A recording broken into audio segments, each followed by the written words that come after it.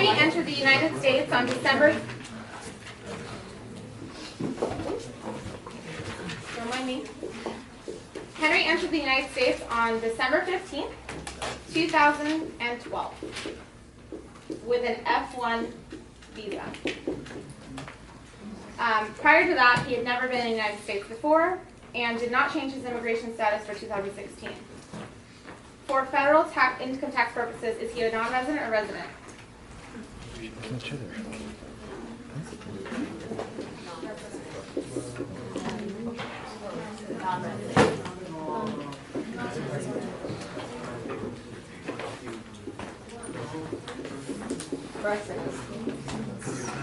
So you have to start at the top, right? You have to go through all of the rules. So, I mean, from 2012 through 2016, how many years are those? 4 years. Oh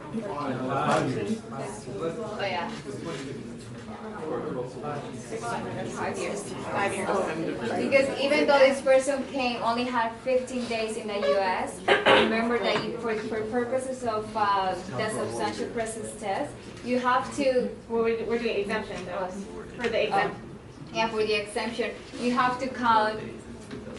Even though it was 15 days, you have to count the full entire 2012. Correct.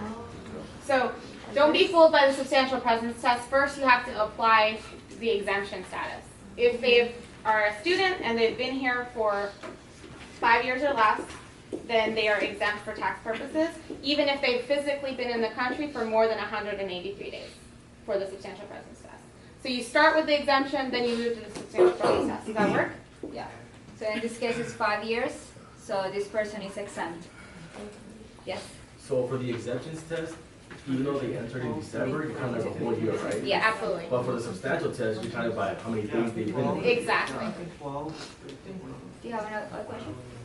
Yeah, could you go through examples in which they would go over 5 years, but still Yeah, let's be go. here? So like non-exempt status? It was this example. So, But we have another. you have another one? I don't think so.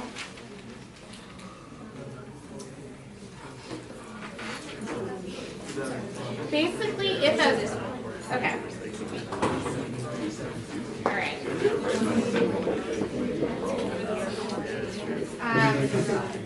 We have another student that's coming into the site and has told you that they were in the country from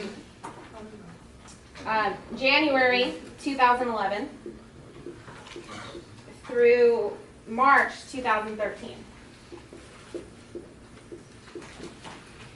Left in March of 2013, and then, left, yeah.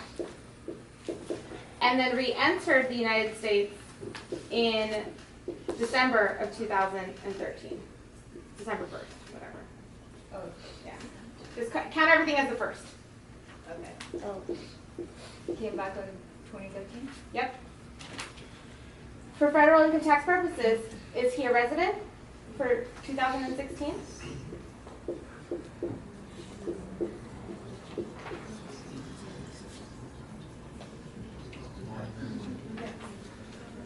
Yeah.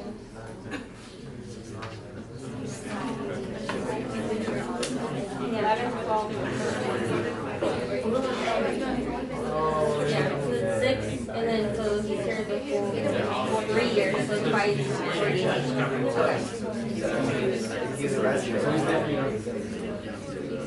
So, does everybody agree this person is a resident? Yes. Make sense? Okay. That wasn't an example of someone who ended up being a non-resident. This is the one. So I mean, so just to make sure, you guys, again, because this guy left on March 2013, but he came back on December 1st, then that's an entire full year. So if you count the days from 2011 to 2016, that's already 6 years, right? So he's no longer exempt. So now you have to count the dates. I mean, so, and then for 2016, this guy is going to have 365. And you can kind of stop there, right? Automatically. And then 365 in the current year, then substantial presence test, he's been here for longer than 180. Yeah. Got it? Yes. Real quick question. Sure. So even if he came back, so 2014, the 2013 year still counts, even though Yes. he left there. Yes. Wait, say that one more time? If he came back in 2014 instead of 2013, the 2013 year still counts. 2013 and 2014. Yeah. Yeah. Yes. Oh, no. Yeah, because he left in 2013 That's right. and he came back in 2014. Yeah. Because he was here in the beginning of 2013, no matter what, whatever, one day in the year that you were physically present counts as a year for exemption status, for exemption claims. Yes. What if they came like on vacation and didn't?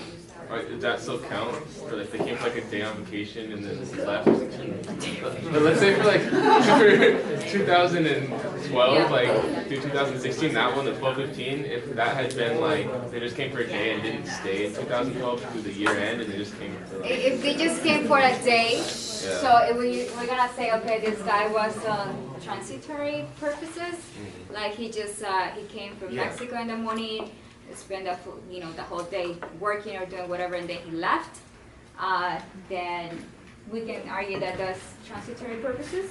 Okay. Then no. But if the person was here like Under a visa. under a visa, and on vacation for 5 days, Yeah. well, yeah, sorry, we count up for the entire year. Okay. So what if this guy left on I don't know, on April 1st, 2016? Is he still considered a resident?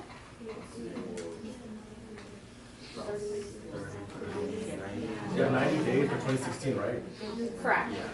So if he has 90 days in 2016, in 2015 that would be Yes. how many days? For 2015? Yeah. 122. 125. 121. And for 2016? 14. So 2014. Not 14. 61. yeah. So in this case, he blew out the 183 days. Yes. So he's still a I have a resident. question. Sure. I know that you guys said if he was here, if whoever was here for the whole year of 2016, but they also say they're here for the whole year of 2016, but they're only here for maybe like a week in 2015. Do they not pass because it says that you have to be only here for 31 days in 2015? Oh, you still have to So count that's the the days. goal? No. So in 2016, you have to be here for at least 1 month because that's your tax year. If you weren't Okay. physically here for more than 31 days in 2016, you wouldn't have to file it. It wouldn't count. Okay. But it's 2016, the current year, 2016. Yeah, for any of the previous years, you just have to add up to 182 days. But for 2016, let's just say I was a student and I graduated in December, and I left the country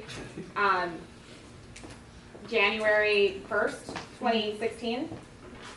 The substantial presence test would fail because in the current year, in 2016, he wasn't physically here for at least 31 days. So this one is wrong. It should say 2016, not 20, Oh, but it okay, says okay. 31 days during 2016, Oh, okay, not okay. 2015. Please write that in. So if you're 183 days on the dot, you pass it there with substantial presence. If it's 183 days, Right. then I think you are considered a resident. Okay. So, At least, yeah. for the Includes 183. exemption, let's say they left in 2013 and they didn't come back until 2015, you still count for 2014? No. No. Yeah, as long as the person was not physically present in the U.S., then you don't count the year. Do you guys have any other questions? There's going to be a lot of examples when you take your exam. Yes. So if you are exempt, are you a resident or non-resident? Non-resident. And that's the only, you can't be exempt and or Yes. a resident? Yes, yeah, you can. But that's dual status, and that's beyond the scope of this. So if you have someone who said, oh, I was a resident only for 2 months and a non-resident the other remainder of the year, sorry, you cannot do that tax return. You have to send it to a tax professional. So an example would be the date that somebody got their change in status to being a resident. So like, if I became a resident during 2016, those persons are not, you cannot prepare their tax return for this year, because they would have to prepare a non-resident return and a resident return for the year, and we don't do part year returns as part of the BIDA program. Yeah. So like, for example, in this case, that we already know that this person is going to be a resident until April 1st. And then the person came back on November 15, 2016. So from here, from January 1st through April, you're going to be a resident, which means that you're gonna file a 1040. And then from November through December, you're going to be a non-resident. So you're gonna file a non-resident 1040 NR. But we don't, for BIDA purposes, we don't do this ones. So if you have a case like this, you just have to let them know, I'm sorry, but we are not equipped to do this. I don't think that program would work for them. Yes?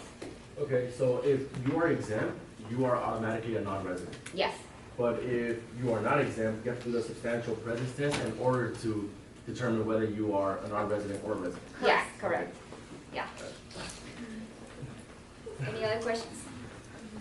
I know it's really confusing. It takes a while to kind of acclimate, but if you go through every single step in this guide on this thing, it'll tell you whether or not you have to do the substantial presence test or not, whether a person is a resident or not. As long as you can do the math as far as 1/3 of a year and 1/6 of a year, you'll be okay. Yeah, let's take a little bit of a break and move through the line 15. I'm fine.